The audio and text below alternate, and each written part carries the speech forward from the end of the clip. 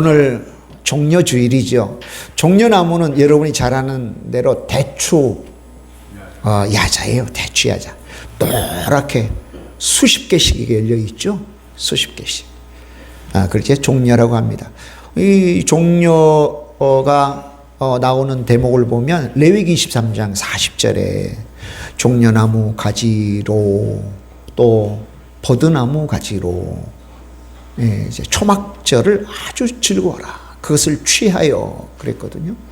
물론 이제 종려나무로 초막을 짓는 재료도 하지만 그게 의식에 아주 흔들면서 초막절 절기 그 예배를 즐겨하는 그런 재료로 언급이 됐고요. 느헤미야 8장에서도 포로로 귀환한 백성들이 이제 초막절을 지킬 때 종려나무하고 그 다음에 올리브나무로 초막을 지어서 초막절을 기념하라고 그랬어요.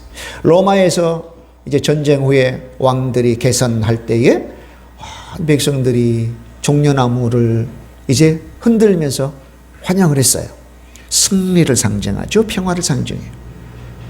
오늘 예수님께서 예루살렘 성에 입성하실 때도 백성들이 온 회중들이 군중들이 종려나무를 꺾어 가지를 꺾어 흔들면서 막 대대적으로 환영을 한 거예요. 그러니까 이 종려나무 가지는 구약과 신약을 이어주는 매개체라고 볼 수가 있겠죠. 그죠? 예. 어느 한 시대만 그냥 소개되는 게 아니고 전 구약의 오랜 때로부터 이 종려나무가 가지고 있는 상징, 그런 의미, 기쁨, 또 평화, 그 다음에 승리, 이런 것들이죠. 이런 것들이 이 종려나무 가지에, 종려나무에 포함되어 있다는 것을 생각하면 종려 가지를 흔든다라고 하는 것은 우리에게 더 큰 의미를 주어지죠. 의미가 있죠. 자, 예수님께서 입성하실 때 공식적인 입성이에요. 그전에는 예수님께서 드러나지 아니하시고 예루살렘에 왔다가 가시고 또 왔다가 가시고 하셨거든요. 근데 이번에 입성은 달라요. 그러니까 여러분 성경을 읽으실 때 예루살렘으로 올라가시다라고 하는 표현은 그냥 표현이 아니에요. 어떤 장소에 들어간다는 표현이 아니에요. 그 표현은 죽으러 가신다. 십자가에 달려가신다는 거예요. 그러니까 공식적으로 왕으로서의 입성하실 때 백성들이 환호할 때 예수님께서 제지하지 않으셨거든요. 하라고 했어요. 그래서 이제 공식적으로 입성하는 거예요. 그런데 이 한 주간 어떻게 진행됩니까? 한 주간의 거의 끄트머리 금요일에 왕으로 오신 분이 십자가에서 처절한 죽임을 당해요. 역설이에요, 역설. 그러니까 이 한 주간은 되게 신비로운 주간이에요. 그래서 보통 성주간, 홀리, 거룩한 한 주간이라고 보통 표현을 해요. 성주간이다. 참 신비로운 주간이기도 하죠. 승리가 있고 기쁨이 있고 환호가 있는데도 깊은 고통과 슬픔이 있어요. 죽음이 있어요. 그걸 이제 저와 여러분이 이렇게 맞이하게 되는 거예요. 이게 이 종려주일이 가지고 있는 의미예요. 참 기뻐하고 또 막 환호하고 그 승리를 이제 표현하지만 또한 며칠 후에는 그런 십자가의 깊은 고통, 이것을 맛볼 수밖에 없는 이 주간이 바로 이 종려주간이면서 오늘은 그 종려주일입니다. 백성들이 뭐라고 했냐면 호산나 다윗의 자손으로 오시니요 그래요.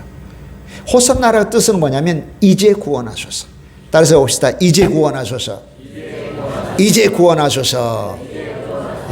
다손의 다윗의 자손으로 오신 분이요 라고 하는 것은 왕으로 오신 분이 그 말이에요. 왕으로 오신 예수님 이제 우리를 구원해 주세요 라고 하는 뜻이에요. 호산나 호산나 호산나. 왕으로 오신 분 이제 우리를 구원해 주옵소서.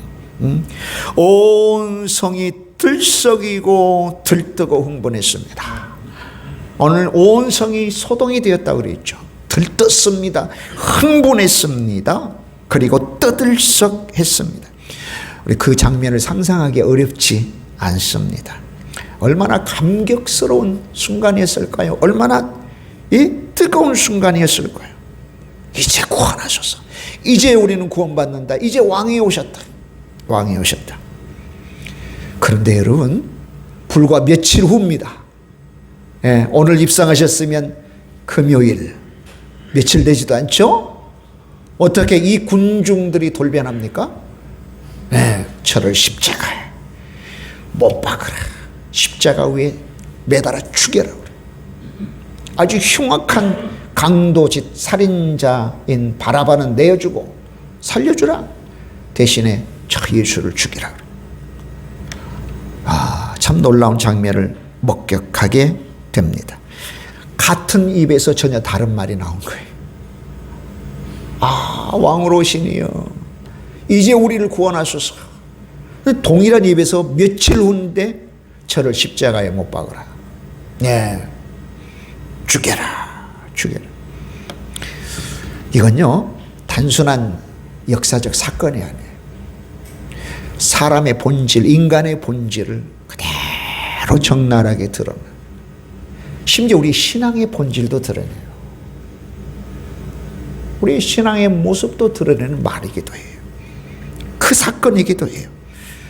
놀랍게도 오늘 우리가 읽은 잠언 26장, 오늘 본문의 말씀도 이러한 인간의 모습, 말과 마음이 전혀 달라. 말과 행동이 달라. 마음과 행동이 다른 그런 인간의 모습, 그 본성을 적나라하게 드러내주고 있습니다. 예. 오늘 하나님께서 저와 여러분에게 물으십니다. 너는 호산나의 사람이냐? 저를 십자가에 못 박으라고 외치는 사람이냐? 여러분, 저와 여러분 호산나의 사람일까요? 호산나 왕이요, 예수님은 나의 왕이십니다. 왕이십니다. 왕이십니다. 끝까지 나는 호산나로 시작해서 호산나로 마칩니다. 이런 그런 분도 여러분 계실 겁니다.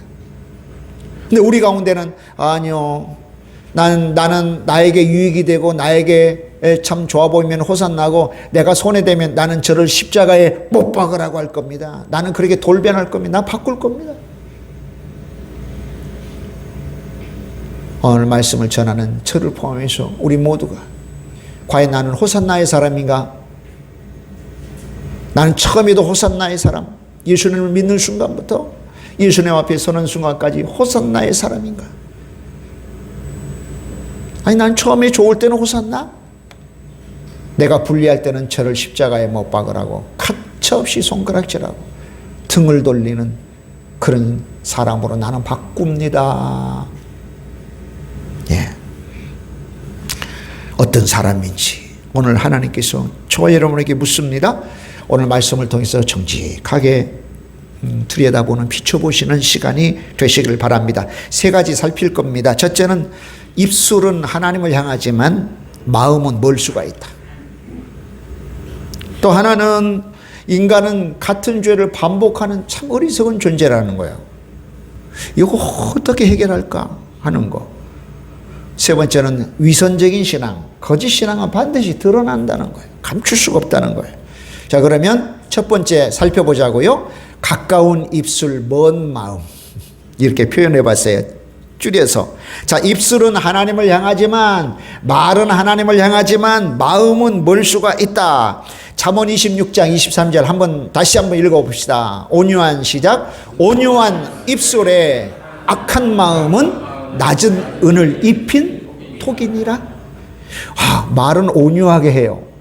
근데 마음은 악해요. 이걸 마치 어떻게 비유했냐면은 토기에다가, 흙에다가 은을 입혀.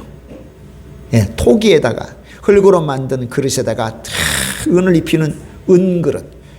은그릇이 얼마나 이뻐요, 그죠? 근데 그 은을 긁어내면 뭐가 나와요? 흙이 나와요. 거짓이 나와요. 거짓. 악한 마음이 나와요. 악한 마음. 오늘 여러분 종려주일의 군중들을 한번 보십시오. 그들은 외칩니다. 호산나. 왕이시여, 이제는 우리를 구원하소서. 왕이신 예수님, 이제는 우리를 구원하소서. 그런데 그 외침의 중심에 뭐가 있었을까요? 어떤 구원을 바라고 있었을까요? 아이고 예수님, 이 로마의 압제로부터 우리를 구원해 주세요. 우리 세금 때문에 못 살겠습니다. 세금 때문에도 못 살고. 아니 그 군사들 앞에 숨도 못 쉬겠습니다. 예배도 제대로 못 드리겠습니다. 정말 진짜 왕을 향한 믿음이 아니에요. 자기 기대와 욕심이 그 중심에 있었던 그 나의 기대와 욕심을 채워줄 수 있는 왕을 기대한 거예요. 로마의 압제에서 해방시켜주고 내 문제를 해결해 줄 왕, 내 문제, 내 삶을 편하게 해줄 왕. 그런데 예수께서 자기의 기도와 다르자 어떻게 했습니까? 재판장의 군중들은요, 예수님을 못 박으라고 했어요. 저를 십자가에 못 박으라. 가차없이 예수님을 버렸어요. 사실은 이들만이 아니었죠. 요한복음 6장에 보면 오병이의 기적이 나오잖아요. 그죠? 예수님께서 5덩이의 떡하고 2마리 고기로 5,000명을 먹이시고 12광주를 남기셨어요. 남자만 5,000명이니까 여자와 아이들까지 하면 10,000명 이상을 먹이신 사건이죠. 사람들이 놀라 자빠졌어요. 표현하기로는 제가 표현합니다. 놀라 자빠졌어요. 아니 조그만 떡덩이 5개 하고 조그만 물고기 2마리로 5,000명을 먹이고 12광주를 남겼으니요. 이런 분이 세상에 어디가 있습니까? 그러니까 우리들이 기대하던 왕이 나타났다 해서 왕을 세우려고 했다. 어떻게? 억지로 왕을 삼으려고 했다고 기록해요. 억지로 왕을 삼으려고 했다. 그런 분이 왕이 되면 평생 굶어 죽을 일은 없습니다. 중동에 전쟁이 터져도 괜찮아요. 상관없어. 우리나라에서 그냥 석유 뽑아내고 말이죠. 그 5덩이의 떡덩이, 그 다음에 두 마리의 물고기로 5,000명을 먹일 정도의 천능하심, 그런 능력이 있다면, 우리나라에 그런 분이 있다면, 무슨 걱정이 있겠어요? 왕 삼으려고 했던 게 당연하겠죠. 자, 예수님은, 그래, 한번 해볼까라고 하지 않았어요. 서둘러 그들을 해산시켜버렸어요. 그럼 예수님이 산으로 기도하러 가셨습니다. 서둘러 해산시켰어요.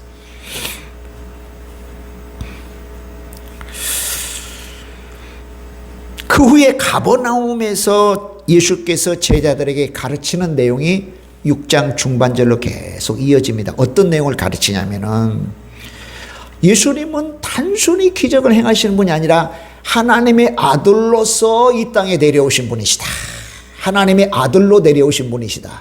단순히 기적을 행하시는 기적의 행한 자와는 다르다는 것을 가르쳐 주셨어요. 두 번째는 뭘 가르쳐 주셨느냐? 영원한 생명을 얻는 일에 대해서 가르쳐 주셨는데, 영생을 얻으려면 예수님과 연합해야 된다. 다시 봅시다. 영생을 얻으려면 예수님과 연합해야 된다. 바로 영생을 얻으려면 예수님과 연합해야 되는데, 예수님과 연합해야 되려면 세 번째, 예수님을 따라야 된다. 요거 가르침의 골핵심이에요. 자, 예수님은 다른 선지자 중에 하나가 아니라 기적을 베푸는 자가 아니에요. 친히 하나님으로서 이 땅에 내려오신 분이시다. 할렐루야. 뭐 하려고? 영생 주시려고.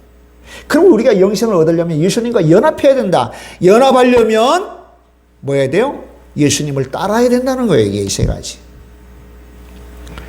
쉬워요, 어려워요? 쉽지 않죠. 예수님을 따라야 된다는데. 그래서 많은 제자들이 예수님을 떠났어요. 많은 제자들이 예수님을 떠났어요. 왜요? 그저 빵만 주시면 너무 좋겠는데 예수님을 따라야 된대요.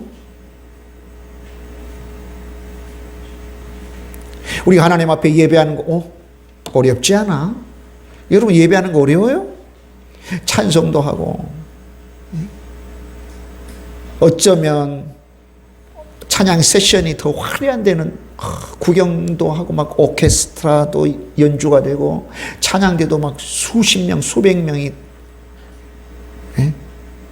교회당도 막 어마어마하게 화려하게 잘 지어지고 아주 유명한 가수들이 와가지고 막 찬양하고, 구경도 제법 할만하고, 예배도 드릴만해. 그런데 헌신과 순종을 요구하는 일은 별개 문제 있으시다. 당신 헌신하시오, 순종하시오. 그까지는 힘든데요. 더 이상 요구하지 마세요. 정말 많은 제자들이 예수님을 떠났다고 요한복음에서 이야기해요. 그래서 12제자에게 너희도 나를 떠날 거냐고 했더니 베드로가 주님 생명의 말씀이 여기 있는데 우리는 주님 떠나지 않습니다. 그렇거든. 다르죠? 달라요? 그러니까 내 기대, 나의 기대와 바람과 소망이 채워질 때는 예수님 따른다고 해요. 예수님 왕이시라고 해요. 너무 예수님 좋다고 그래요. 근데 예수님께서 너 나 따라야 되는 거, 너 자신을 부인하고 너 십자가 지고 나 따라야 돼 라고 했을 때는 또 다른 문제예요. 떠나. 그런 불의들이 소개가 돼요. 십자가 지기 직전에는 가룟 유다의 배신이 있었어요. 3년 동안 예수께서 그를 사랑하시고 그를 믿고 그에게 온갖 하늘의 신령한 것들을 다 준 그가 자기의 기대에 부응하지 못하니까 가차없이 은삼실에 예수님을 팔아버리고 배신하고 떠납니다. 자, 지금 예수님께서 입성하시는 그 현장에 있던 무수한 무리들도 그랬습니다. 예수님으로 인하여 큰 유익을 얻을 수 있겠다. 그래서 대대적으로 환영했습니다. 그런데 그들의 죄와 우리의 죄를 청산하기 위하여 먼저 비참하게 죽으셔야 하는 예수님을 이해하지 못하고 받아들이지 못했기 때문에 며칠 후에 주일날 이렇게 환영했다면 금요일날 저를 십자가에 못 박아 죽이라고 못 박으라고 돌변한 것입니다. 이게 우리의 모습일 수 있다는 거예요. 그 나의 모습일 수 있다는 거예요. 나의 모습. 예배 때 말하죠. 또 예배가 아니라도 다 주님 사랑합니다. 주님 높입니다. 주님 찬양합니다. 주님은 나의 왕이십니다. 주님이라고 호칭한 그 자체가 주라는 거예요. 마스터. 로드예요. 주님은 나의 주인님이 준말이에요. 무수하게 주님, 예수 나의 주님, 나의 주님. 근데 종이 주인의 말을 안 들어요. 근데 우리의 삶에서는 어떻습니까? 여전히 내 뜻대로 살고, 아니 주인의 뜻에 의해서 살았는데 내 뜻대로 살고, 여전히 내 중심으로 판단하고, 여전히 하나님보다 세상을 다 의지합니다. 그러다가 내 기준에 부합되지 않고요, 내 기도에 응답하지 않으면 가차없이 주님으로부터 돌았어요. 가룟 유다는 다른 누구 아니에요? 바로 나예요. 저를 십자가에 못 박으라고 하는 것은 나예요. 그 속에서 나를 찾아야 돼요. 호산나 왕이시라고 하는 군중 속에서도 나를 찾지만, 저를 십자가에 못 박으라고 하는 그 속에서 나를 찾을 수 있어야 된다. 오늘 여러분 어때요? 다 찾아볼 수 있어요? 하나님은 입술이 아니라 우리의 중심을 보셔요. 아멘? 말로만 하나님을 따르는 사람을 찾으신 게 아니에요. 십자가까지 따르는 사람을 찾습니다. 보통 이제 결혼하면서 서약하잖아요. 평생 나 이 사람만 사랑하겠습니다. 검은 머리 팥불이 될 때까지. 예, 가난해도 부해도 건강해도 건강하지 못해도 나 이 사람만 내가 사랑하고 존경하고 또 평생 함께 하겠습니다. 그렇게 말만 번지르르 해놓고는, 예, 결혼식 마친 다음 날부터 마음에는 사랑하지 않는다면 그 고백은 거짓이잖아요. 고백했다면 고백한 대로 해야죠. 마찬가지입니다. 주님 사랑합니다라는 우리의 고백은 어떻게 증명돼요? 삶으로 증명돼야 돼요. 내 삶으로. 사도 바울이 고린도전서 13장에서 사랑을 몇 가지로 정했는데 그 중에 하나, 사랑은 자기의 유익을 굳이 아니하며,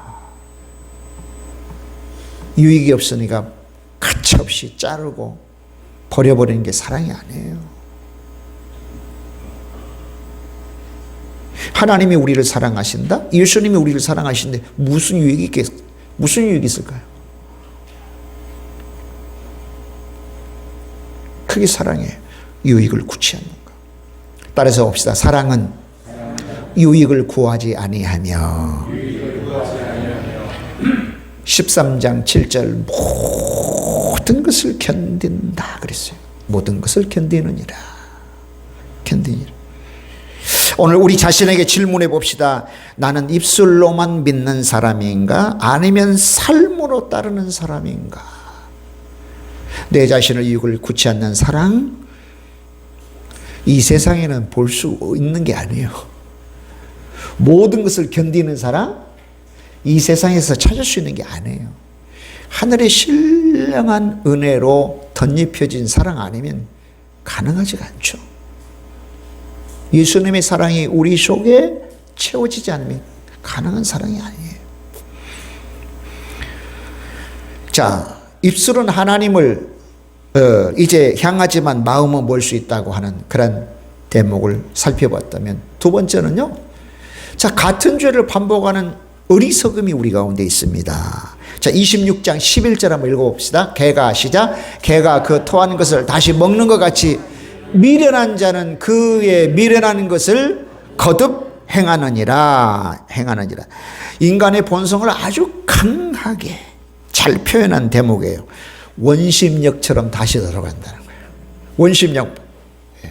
차가 가다가 커브 돌 때는 커브 안 돌려고 하잖아요. 그건 가던 길 가려고 하는 거예요. 그게 원심력이에요. 원심. 그러니까 속도를 줄이지 않으면 다른 방법은 없습니다. 반복한다는 거죠. 여러분, 종려주일의 군중을 한번 다시 한번 봅시다. 예수님을 환영합니다. 그리고 며칠 후에는 변해버립니다. 왜요? 사람은 변하지 않아요. 우리도 마찬가지입니다. 회개합니다라고 합니다만은, 회개합니다 얼마 후에 또 죄를 지어요. 결심합니다만 다시 무너집니다. 우리는 종종 말합니다. 진짜 이번에는 다르라. 이번에 한 번만 더 봐줘. 이번에 꼭 변한다. 근데 시간이 지나면 여전히 돌아가요. 구약 백성은 신약교의 얼굴이에요. 구약 백성, 우리와 다른 종족이 아니에요. 종특이 아니에요. 똑같은 자들이에요. 이것이 인간이에요. 그래서 보세요. 이런 의미예요. 그래서 나의 힘과 지혜로만 하려는 종교 생활이 아니라 정말 하나님의 지혜와 힘을 얻는 신앙생활을 해야 된다. 할렐루야. 하나에서 10가지, 하나에서 100가지 온전히 하나님께로부터 지혜를 얻고 힘을 얻는 신앙생활을 해야죠. 내 힘과 내 경륜, 경험, 지식, 순발력 가지고 하나님을 믿고 따르려고 하는 건, 이건 신앙생활이 아니라 종교생활이에요. 종교생활. 가능하지가 않아요. 일어났다가 또 엎어지고 일어났다가 또 엎어지고. 그 이유는 이런 이유라니까. 죄된 본성 때문에. 다시 옛날로 돌이키고자 하는, 이건 원심력이, 죄의 원심력이 우리 가운데 있기 때문에 그래요. 하나님이 안 하면 안 돼요. 성령의 역사하시면 안 하면 안 되더라. 할렐루야. 사랑하는 여러분, 문제는 환경이 아니에요. 문제는 내 안에 있는 본성이에요. 환경이 아니에요. 자, 에덴 동산에서 아담과 하와가 하나님 말씀 불순종했죠. 선악을 알게 하는 나무의 실과를 따먹어서는 안 된다. 아니, 그들이 먹을 게 부족했어요? 차고 넘쳤어요. 간혹 우리는 그런 생각을 해요. 하나님, 내가 지금 뭐가 결핍되고 부족하니까요, 요거 채워주면 하나님 더 잘 믿을게요. 나 지금 가난하니까 하나님 잘 못 믿어요. 나 지금 돈이 없으니까 하나님 앞에 헌금 못 드려요. 돈 많으면 헌금 드릴게요. 나 시간이 없으니까 하나님께 그냥 헌신 못 해요. 풍부한 중에도 죄졌습니다. 여러분 꼭 기억하셔야 돼요. 자, 예수님께서 마태복음 4장에 사단에게 유혹받을 때는 40일 동안 굶으셨어요. 완전 결핍의 상태였어요. 그러니까 창세기 3장의 에덴 동산에서의 죄는 완전 풍부한 상태에서 죄. 예수님은 완전히 결핍 상태에서 죄 짓지 않았어요. 그걸 우리에게 보여주시는 거예요. 환경이 문제가 아니라, 물론 환경이 영향력을 전혀 주지 않는다는 건 아니에요. 영향력을 우리에게 행사하지만 결정적인 영향은 환경이 아니라 내 안에 있는 나예요. 본성이에요, 본성. 내 안의 본성. 예수님은요, 보세요. 우리에게 열심히 살아라고 말씀만 하지 않으셨어요. 친히 십자가에 달리셨어요. 왜 예수님께서 십자가에 달리셨을까? 우리를 용서하시기 위해서, 우리를 새롭게 하기 위해서, 우리를 새롭게 하시기 위해서. 여러분, 신앙은 결심이 아니에요. 신앙은 새 생명이에요. 신앙은 거듭남입니다. 여러분, 중독된 사람을 보세요. 이제는 끊겠다, 다시는 안 한다. 그렇지만 다시 돌아가요. 의지로는 안 돼요. 우리 신앙도 마찬가지거든요. 내 의지만 가지고는 안 돼요. 안 돼. 노력으로 변화되지 않아요. 오직 예수님의 능력, 성령님의 능력으로만 변화됩니다. 할렐루야. 지금 결단해야 돼요. 내 의지로 할 거야. 천만의 말씀. 하나님, 내 의지로만 안 됩니다. 하나님 도와주십시오. 성령님 충만하게 하옵시오. 성령님이 충만을 가끔 하면 돼요? 자주, 늘, 항상. 표 보세요, 표. 예? 일마다 때마다 항상 성령님을 힘입지 않으면 안 됩니다. 이건 제가 확실히 말할 수 있습니다. 안 됩니다. 안 돼요. 그러니까 내 힘으로 살 거냐, 아니면 예수님께서 주시는 능력으로 살 거냐. 예. 주님은 말씀합니다. 값없이 와라. 너 돈 주고 살 필요도 없어. 값없이 와라. 값없이. 얼마든지 오면 값없이 살 수가 있다 그래요. 자, 세 번째입니다. 반드시 드러나는 위선적인 신앙을 살핍니다. 24절로 26절 한번 읽어봅시다. 원수는 시작. 원수는 입술로는 꾸미고 속으로는 속임을 품나니 그 말이 좋을지라도 믿지 말 것은 그 마음에 7가지 가정한 것이 있음이니라. 속임으로 그 미움을 감출지라도 그의 악이 회중 앞에 드러나리라. 드러나리라. 겉이 얼마나 좋은지요. 겉이 말끔하게 생겼어요. 말도 막 번지르르하고 뭐 청산유수고요. 변사와 같습니다. 그런데 하나님은 아세요. 그 속을 아셔요. 오늘 종려주일에 군중들이 그랬거든요. 겉으로는 왕이시여. 그러나 속으로는 야, 당신 우리 뜻대로 해야 돼. 당신은 내 종이야. 우리 기대를 채워. 지금 군중들의 속은 그랬단 말이에요. 겉으로는 왕이여 우리를 구원하소서. 구원의 목적이 뭔데요?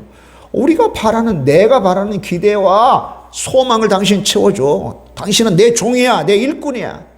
여러분, 자칫하면 우리가요, 기도하다 보면 예수님이 우리 곁에 다 수건을 이렇게 하고 하인처럼 김 목사님 무얼 응답해 드릴까요? 김 권사님, 김 장로님 무얼 응답해 드릴까요? 아이고 죄송합니다. 우리 장로님의 심기를 이렇게 아주 건드렸네요. 아유 죄송합니다. 주님이 그러고 계시는 하인의 종된 주님의 그런 모습을 여러분 상상이 안 돼요? 가끔 제 눈앞에는 그게 보여요.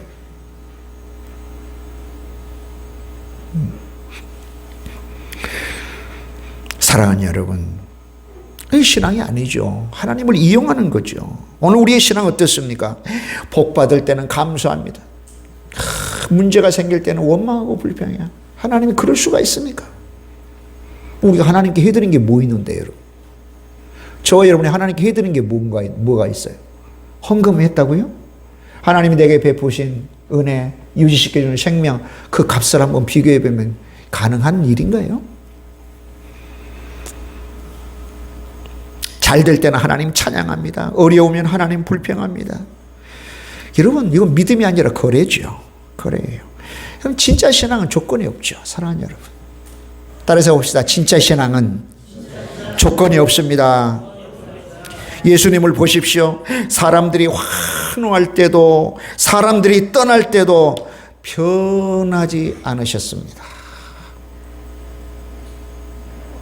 십자가를 지는 그 길에도 예수님께서는 하나님을 찬미하며 감람산으로 가셨다 그랬어요. 네, 하나님을 찬미하며 감람산으로 가셨다. 끝까지 십자가 지셨습니다. 진짜 왕은요, 사람들의 반응에 따라 움직이지 않습니다. 오늘 우리는 질문을 하고 질문에 답해야 돼요. 나는 진짜 왕이신 예수님을 따르는가, 헌신하는가, 아니면 이용하는가. 마무리하겠습니다. 자, 종려주일의 군중은 특정한 다른 사람이 아닙니다. 바로 우리입니다. 예배 때는 호산나를 외치고 삶에서는 십자가에 못 박으라고 그런 삶을 살 때가 있습니다. 놀라운 사실은 하나님은 이 모든 것을 잘 아신다는 거예요. 우리의 위선을 아시고 우리의 반복하는 죄를 아시고 우리의 연약함을 아시면서도 그러나 예수님이 십자가를 지셨습니다. 왜? 우리 살리시려고. 그 사랑이 우리를 살리신 거죠. 아멘. 이제 하나님께서 묻습니다. 너 어떤 사람이냐? 입술의 신앙이냐? 십자가의 신앙이냐? 오늘 우리가 결단할 일이 있어요. 뭘 결단해요? 나는 호산나에서 끝나는 신앙이 아니라 십자가까지, 십자가의 밑에까지. 할렐루야. 십자가의 밑에까지 가야 부활의 놀라운 생명적 능력, 그 은혜를 받아요. 십자가까지 가지 않으면 여러분 부활을 체험할 수가 없는 거예요. 오늘 종려주일에서 우리가 묵상하고 살펴보고 우리 자신을 비춰봐. 다시 나는 말로만이 아니라 내 삶으로 주님을 사랑하는 그 사랑을 증명해내리라. 그렇게 결단하는 십자가. 우리 예수님 말씀하신 대로 너 자신 부인하고 너 십자가 지고 나를 따르라 하는 그 말씀이 되게 이루어지도록 결단하는. 우리 힘으로는 안 되니 성령님이 역사해달라고 성령께 온전히 의탁하는 저와 여러분 되시기를 주의 이름으로 축복합니다. 기도하겠습니다.